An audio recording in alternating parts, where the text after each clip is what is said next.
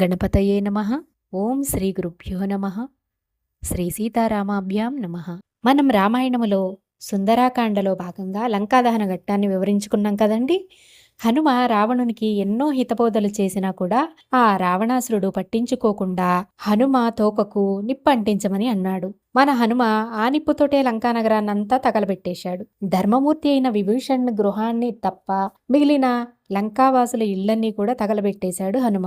సీతమ్మ తల్లి దగ్గర అనుజ్ఞ తీసుకొని హనుమ తిరుగు ప్రయాణాన్ని మొదలుపెట్టారు. ఇక సుందరాకాండలో చివరి భాగం ఈరోజు మనం ఈ వీడియోలో తెలుసుకుందాము. హాయ్ హలో ఎవ్రీవన్, అందరికీ నమస్కారం. Welcome to Usha's entertainment. నేను మీ ఉషా. హనుమ లంక నుండి తిరిగి మళ్ళీ రామచంద్ర ప్రభువుని కలుసుకోవడానికి వెళ్లడం కోసం ఉత్తర దిక్కుకు బయలుదేరారు. అప్పుడు అరిష్టము అనే పర్వతం ఎక్కి స్వామి బయలుదేరుతూ ఉండగా ఆ పర్వతం స్వామికి ఉత్తరీయం లేకుండా హనుమలాంటి మహానుభావుణ్ణి ఎలా స్వాగతం చెప్పాలి అని చెప్పి ఆ మేఘమండలాన్ని ఉత్తరీయంగా వేసుకుందని మనకు వాల్మీకి మహర్షి వివరిస్తూ ఉన్నారు. ఎందుకంటే మన ఇంటికి ఎవరైనా పెద్దలు వస్తే మనం ఉత్తరీయం ధరించి వారికి స్వాగతం చెప్పాలని అంటారు. అలాగే మనం ఎవరింటికైనా వెళ్ళినా సరే పెద్దల్ని కానీ గురువుల్ని కానీ కలవడానికి వెళితే తప్పకుండా ఉత్తరీయం వేసుకోవాలట.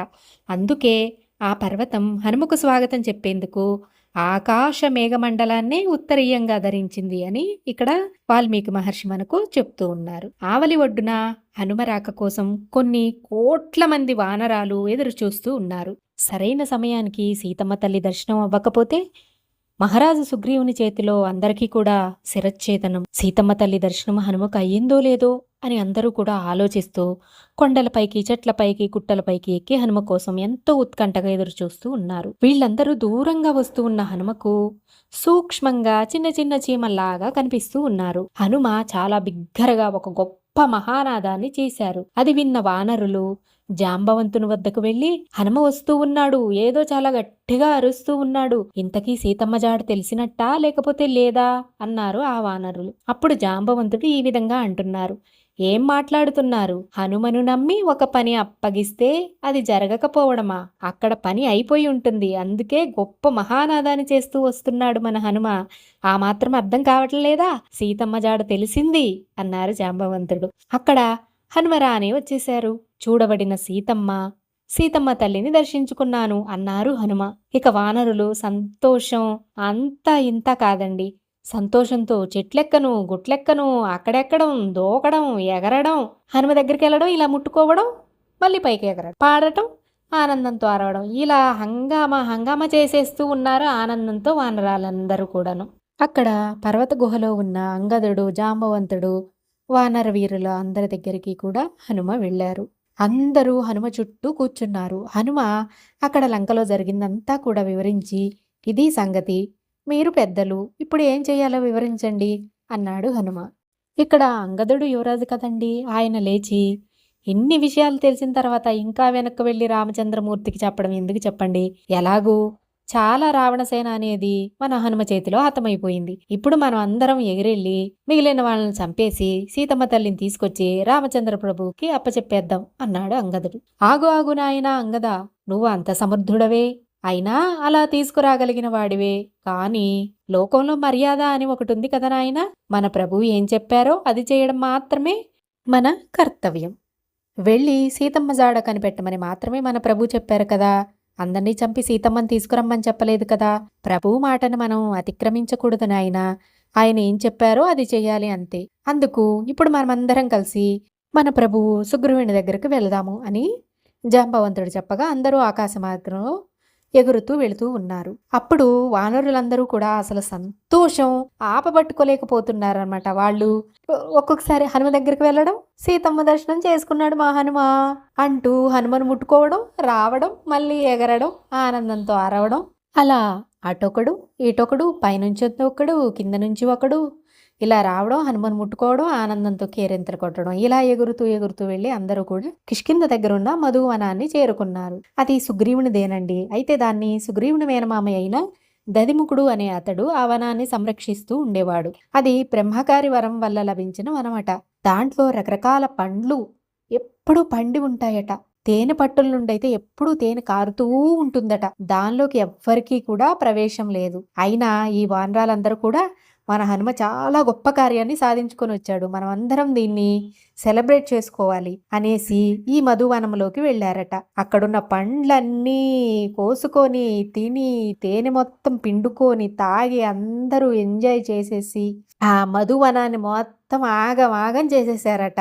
ఇక బాగా తాగేశారేమో, మత్తు బాగా ఎక్కిపోయిందట. ఒంటి మీద తెలివి కూడా లేదట. పాడేవారు పాడుతూ ఉన్నారట, డ్యాన్స్లు వేసేవారు డ్యాన్స్లు వేస్తూ ఉన్నారట, కొందరేమో ఏదో ఆనందలోకంలో విహరిస్తూ ఉన్నట్లు ఊగిపోతున్నారట. అసలు వాళ్ళు ఏం చేస్తున్నారో కూడా వాళ్ళకే తెలియడం లేదట. అలా చేస్తూ ఉన్నారట. ఇప్పుడు మందు గినక తాగితే తాగుబోతులు ఏ విధంగా చేస్తారో మత్తులో వాళ్ళకి ఏమీ తెలియకుండా ఆ విధంగా చేస్తున్నారంట. ఈ తేనె పట్లన్నీ కూడా తాగిన ఈ వానరాలందరూ కూడా ఆ మత్తులోనే వీళ్ళు ఆ దదిముకుడు ఆపడానికి వెళితే అతన్ని కూడా కొట్టారట. ఇక ఆయన ఏం చేసేది లేక ఏడ్చుకుంటూ తిన్నగా సుగ్రీవుడి దగ్గరికి వెళ్ళి ఆ వానర భాషలో అక్కడ జరిగిందంతా కూడా సుగ్రీవుడికి చెబుతూ ఉన్నాడట, ఏడుస్తూ ఉన్నాడట. సుగ్రీవుడేమో తోకను పొడుగ్గా పెట్టేస్తూ ఉన్నాడట. ఇదేమో లక్ష్మణస్వామి చూసి ఆయనకేమీ అర్థం కాలేటట. ఏమైంది అని అడిగారట. అప్పుడు సుగ్రీవుడు, హనుమ ఇంకా వానరాలందరూ వచ్చారట. వారికి సీతమ్మ దర్శన భాగ్యం అయినట్టుంది. వారు మధువనానికి వెళ్లి ఆనందాన్ని అనుభవిస్తున్నారు అంటే తప్పకుండా కార్యం నెరవేరే ఉంటుంది అని చెప్పాడు సుగ్రీవుడు. వెంటనే వారందరినీ రమ్మని సుగ్రీవుడు చెప్పగా వారికి కబురు వెళ్ళింది. అందరూ నీళ్లతో ముఖాలని చక్కగా కడుక్కొని నోళ్లన్నీ పుకిలించేసుకొని చక్కగా సుగ్రీవుని ముందుకొచ్చి హాజరయ్యారట వానరాలందరూ కూడా.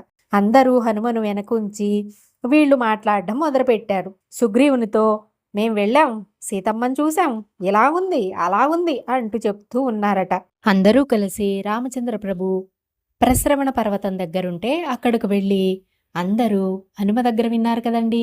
అందరూ చెప్పారనమాట, సీతమ్మని చూశాం, ఇలా ఉంది అలా ఉంది అంటూ. కానీ రామచంద్ర ప్రభువుకి తెలీదా చెప్పండి? ఆయన మహాప్రాజ్ఞుడు. సీతమ్మ నా యందు ఎట్లు ఉంది అని అడిగారట. మరి దానికి సమాధానం హనుమే కదండి చెప్పాల్సింది, ఎందుకంటే హనుమే కదా చూసింది. అప్పుడు అందరూ కూడా పక్కకు జరిగి దానికి సమాధానమైతే హనుమే చెప్పాలి స్వామి, తనే ఈ కార్యాన్ని సాధించుకు వచ్చినవాడు అంటూ రామునికి చెప్పారు. అప్పుడు హనుమ దక్షిణ దిక్కుకు తిరిగి నమస్కరించాడు. ఆ నమస్కారంతోనే అమ్మ గొప్పతనాన్ని చెప్పకనే చెప్పాడు హనుమ. నా చేత నమస్కరింపబడినదై బహుశీలవతి అయి నీయందు పరమభక్తితో సీతమ్మ ఉన్నదని నమస్కారంతో తెలియజేశారు హనుమ. ఇప్పుడు ఇలా అంటూ ఉన్నారు హనుమ, ప్రభు, మీకు సుగ్రీవునికి స్నేహం ఏర్పడిందని, తొందరలో నువ్వు వస్తావని తెలిసి అమ్మ శోకం అనేది పోయి ఎంతో సంతోషాన్ని పొందింది. కానీ తన కోసం శోకిస్తున్నావని తెలిసి తను శోకిస్తూ ఉంది అని చెప్పాడు. తప్ప తన గొప్పలు మాత్రం హనుమ చెప్పుకోలేదండి. ప్రభు, రావణుడు 2 నెలలు గడువిచ్చాడు అమ్మకు. కానీ నేను 1 నెల మాత్రమే బ్రతికుంటానని నీకు చెప్పమని చెప్పింది అమ్మ. అది విన్న రామచంద్రమూర్తి విలవిలా శోకిస్తూ, ఆమె 1 నెల అయినా బ్రతికుంటుంది, కానీ నేను సీతను విడిచి 1 రోజు కూడా ఉండలేకపోతున్నాను.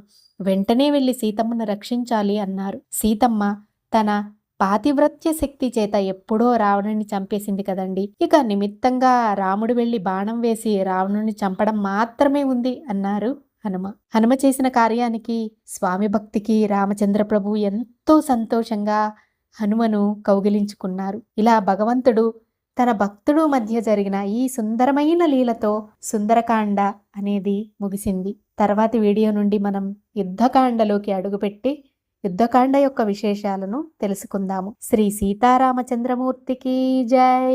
సీతారామ లక్ష్మణ సమేత హనుమానికి జై. జై శ్రీరామ్. స్వస్తి.